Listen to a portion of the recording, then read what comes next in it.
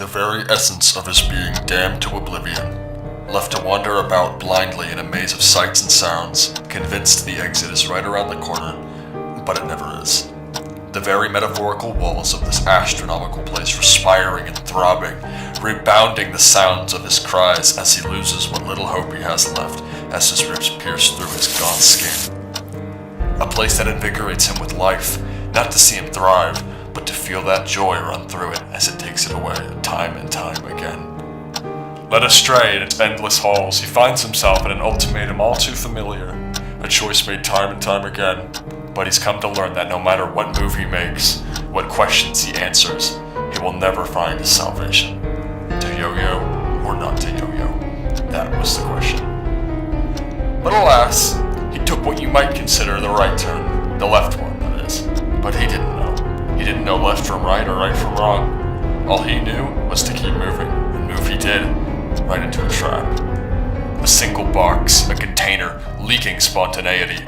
The slight exception in his monotony nearly drove him to madness as he clawed at what was left of his eyes and tickled his exposed ribcage, yo-yoing in a fear that was palpable.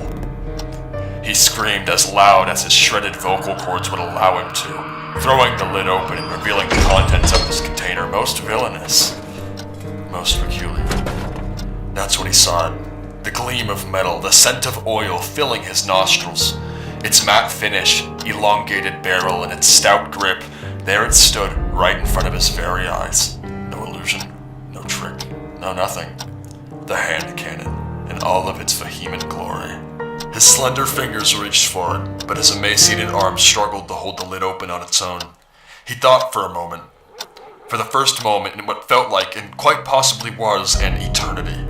His revoltingly misshapen neck reached in as he opened his dangling jaw, revealing his decrepit gums and 3 gray teeth.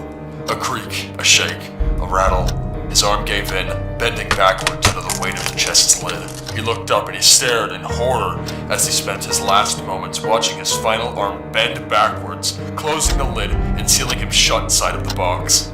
Rule number 7. Never fail a skill check when opening a box. A delinquency he'd forever regret, whilst he spent his time reflecting on his ignorance, trapped in the box, without a glimpse of light ever again. Things could have been different. The hag could have been in a spiral, her mop head flying in the wind as she braced on the walls of the frangible ship. He could have seen his friends once more, his kids. But now, he had nothing, and the box made sure of it.